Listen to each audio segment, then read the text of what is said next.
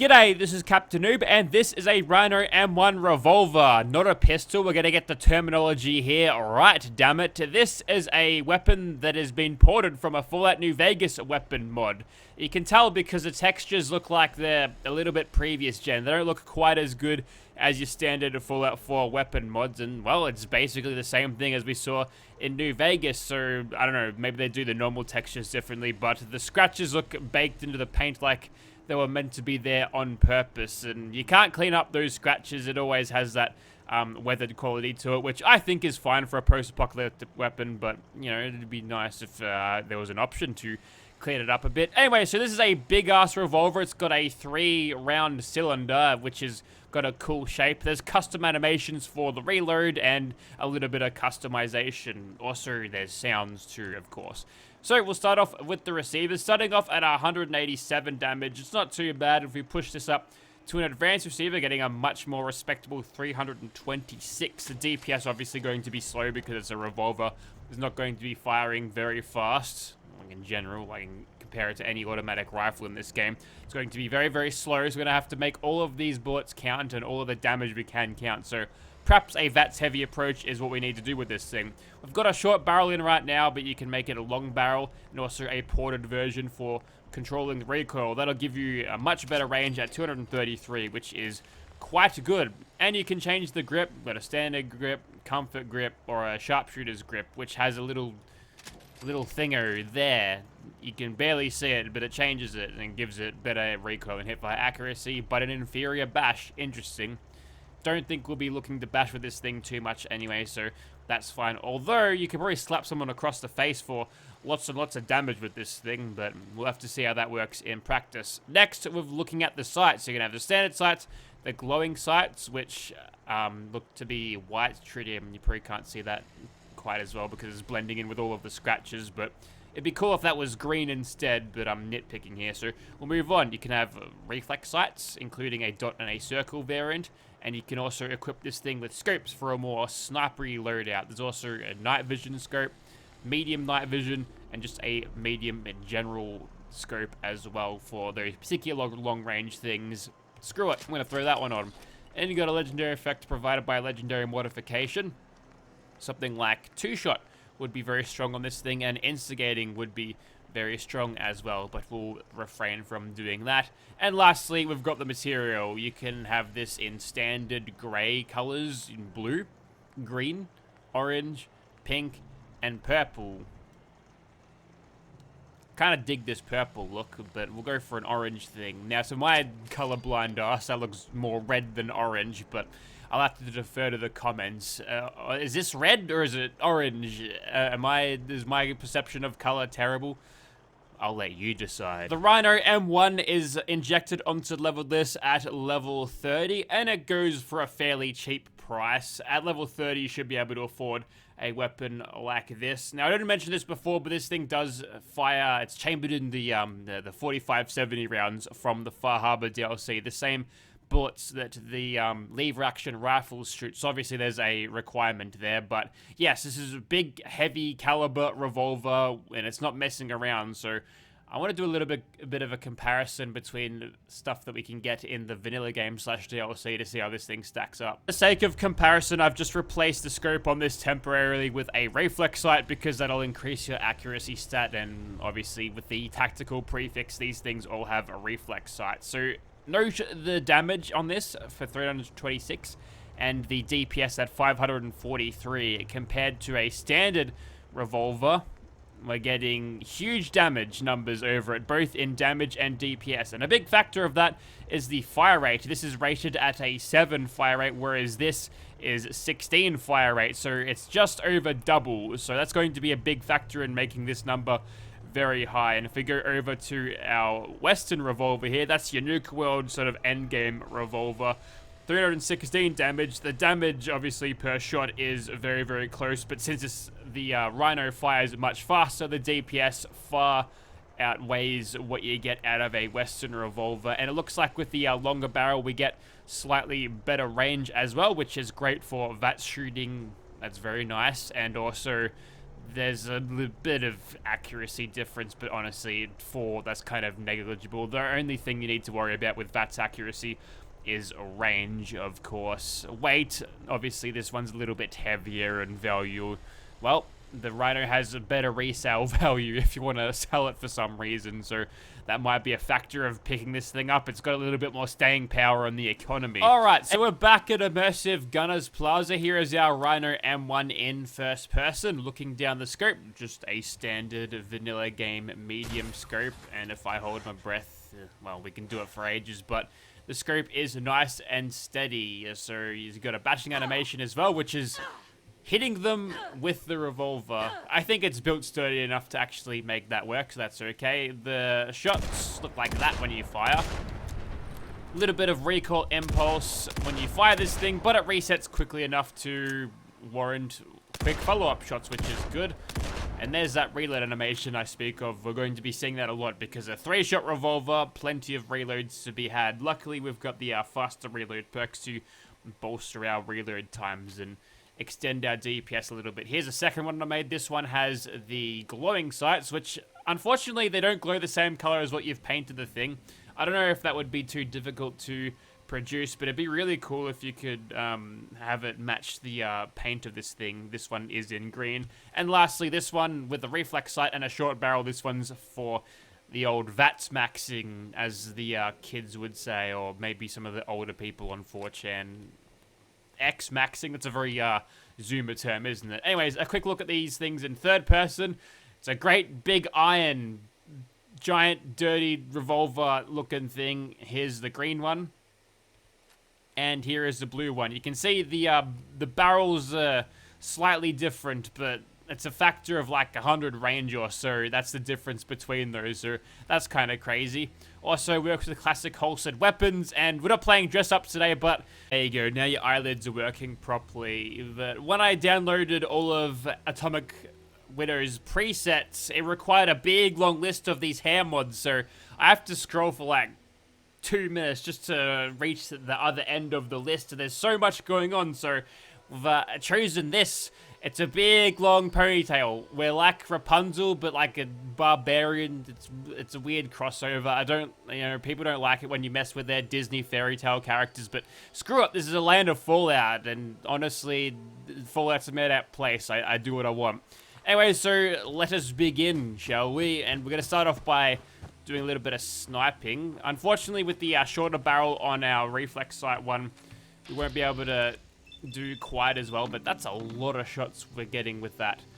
That's pretty good. The VATS maxing procedures will be legendary.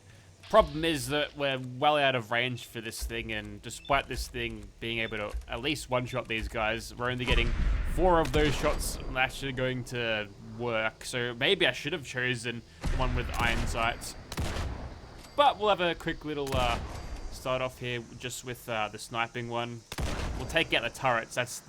They're easy low-hanging fruit, but I suppose we could check out this thing in VAFs as well. According to everything that we've seen so far, a headshot should be enough to deal with these guys in just a single shot.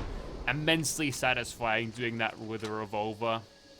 Typically, revolvers, the DPS doesn't allow you to really get into combat and shoot stuff at close range. Like, compared to automatic rifles, for example, you really kind of struggle when you're facing off so many guns at a time. So the longer I can keep this up, where I can just shoot people and capitalize on its high damage through criticals and sneaking and whatnot, we keep getting Grim Reaper sprints happening. I didn't intend for this to be a full snipe off, but honestly, the scope is allowing me to do that, so the sniping will continue, I suppose, until I run out of AP.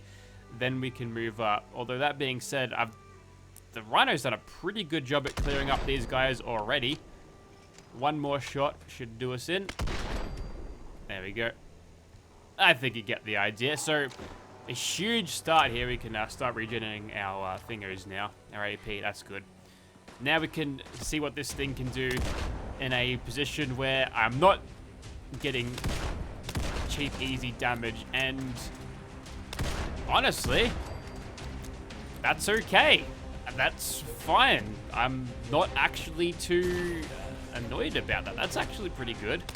Most of these weapons, they're killing stuff within a magazine anyway. It's rewarding me for my skill. It's activating my neurons here. There's a feedback loop that's being tickled here and makes the weapon feel good to use. So, yes, so far so very, very good. I could see this thing utilizing a longer barrel and that's just being an absolute blast to use, but yep, so far it's living up to its expectations, as you might expect a revolver to be sporting in at level 30. Hello? I'm right here. There we go. I suppose we'll keep going with this. One more. Let's see if we can't. Nope. Okay. Probably could have gotten that last shot off if I hammered the target that was already dead, but I got greedy. I tried to hit the invisible person for that extra crit. Goodbye. There you go, a little bit of a pistol whip there. He exploded after he died, or is that you? No, we're not quite as intimidating as Poppy, as it turns out. I think this man's got some sort of 40mm grenade launcher, but luckily, we're like bullet and grenade proof, so bad luck, Joe. Better luck next time. Let's go over to Megavats Max blue version. Oh, that's so good. Yeah, this thing is going to absolutely crush, so we'll get some of those crits back. I saw the mysterious stranger. He wanted to take that kill. And ooh. Hi, how we going? We good? That was a little bit of a collateral there. Did you see that? That was Penetrator doing some nice work for us. That's very nice. But yes, oh my god, this is so satisfying. Look, normally revolvers, they kind of annoy me, but they've done pretty well here. This thing feels really strong. It feels rewarding to use. It's great. I'm having great fun, which didn't expect it to be this good, but here we are. I don't know, maybe my expectations are a little bit skewed or something, but screw it. I'm having a good time with this thing.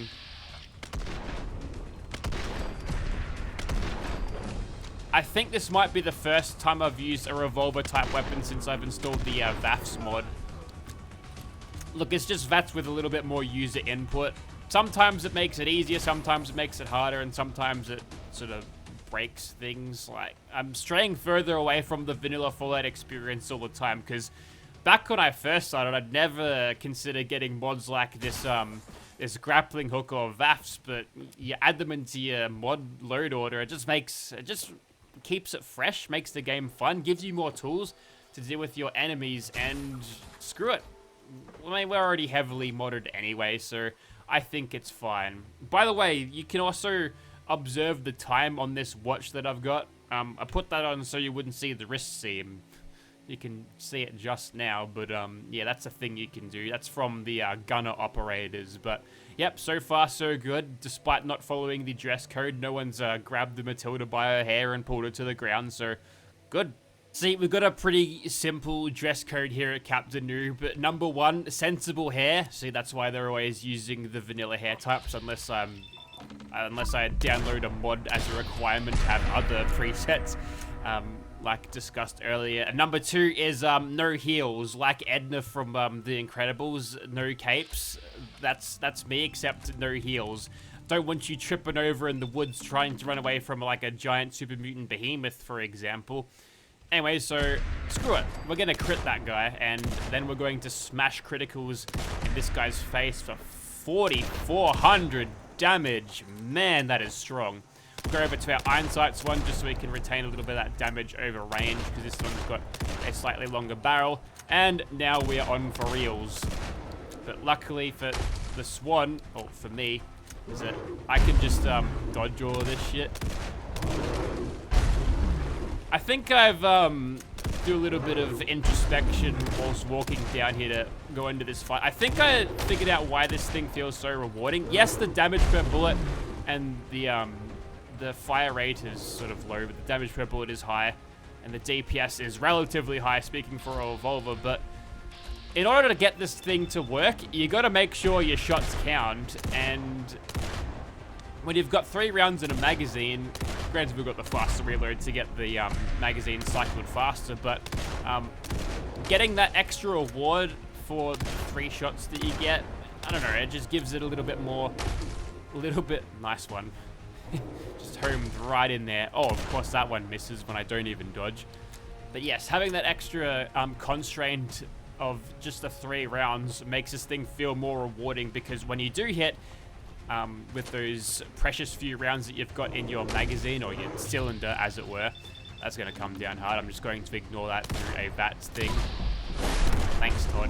I appreciate that VATS reduction of incoming damage.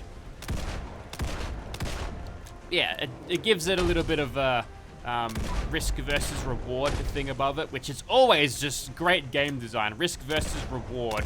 Like, if you can figure out a system that utilizes that concept, then you're in pretty good design territory there.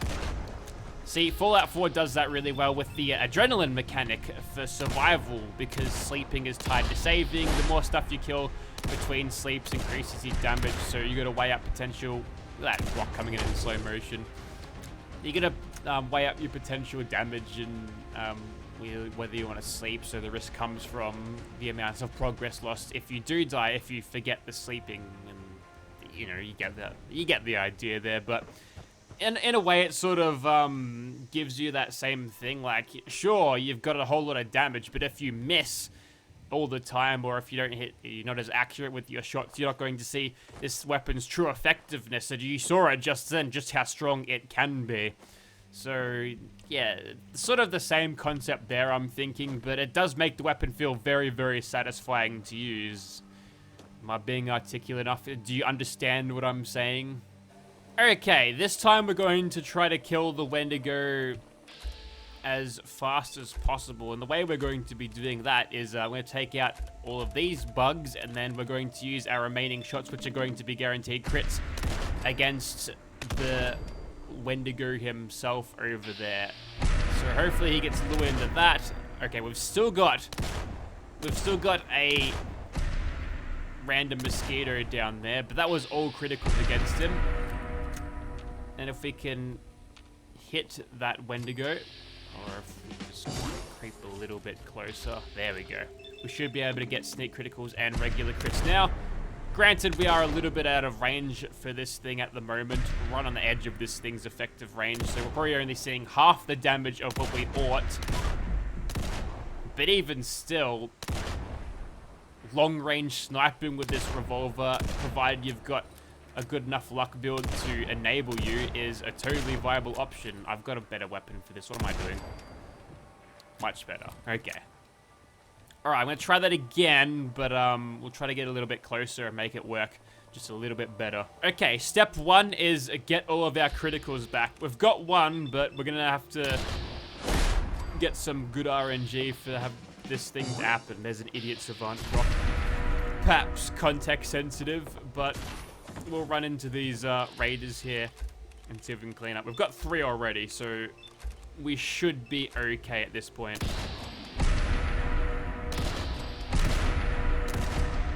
Well, RNG is with us. We've got all of our crits back now, so the rest of these guys I don't particularly care about, so we'll just hit them across the face. Fuck that. Didn't want to reload anyway. There's a Milo Queen. We'll go over to our scoped one. Beastie turns around. I don't know if that was enough to one-shot her just from that shot alone, but did a good job anyway. Maybe some VAFS criticals we can harvest off these chumps. Nah, probably not. But still. Ooh, what is that? I don't know, actually. I should know. I downloaded that, whatever weapon mod that is supposed to be, and there's one left in there. You can be the one to tell the tale of the crazy Rapunzel-looking blonde Sheila that come up and shot everyone, except for you for some reason. That'll be a good one. Anyways, so there's the little Milak dude. We'll try to get his attention. And then find his face. And rain crits. There we go. 33, 41, 4,000. Consistent 4,000 damage. Now, without our criticals, we're missing out on a little bit. But, as you can tell, this fight's on ice. So is this Mylurk. We're going to go eat him after we're done.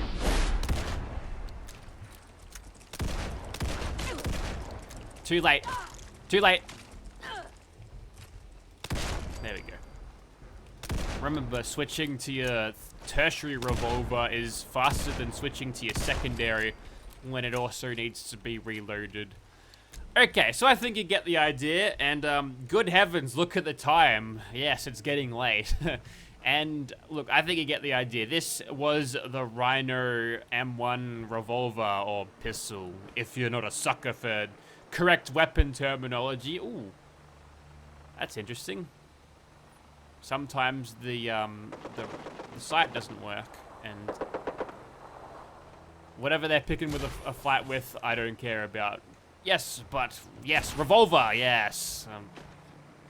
Normally I don't get distracted by weird stuff like that, but I'll point it out when I see it, and for some reason this glow sight is acting a little bit strange. Might be an interaction with the ocean, because we weren't getting that one further inland, but yes, a really high quality weapon mod. If you've ever used this thing for Fallout New Vegas and weapon mods, then, well, it's in Fallout 4, and it's really, really good. So if you've got a gunslinger build or a build that could use a little bit more power in the pistols department, I mean, this thing's kind of heavy, so in a survival mode playthrough, you could probably get away with using it, but it's worth having a look if you're interested, because honestly, this was really fun, and it was a lot better.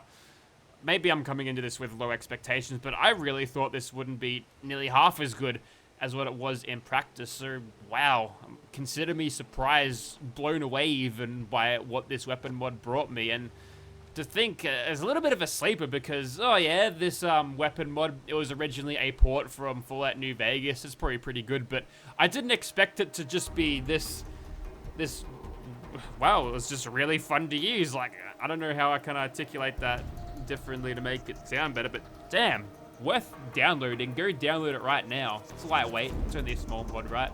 Thanks for watching, guys.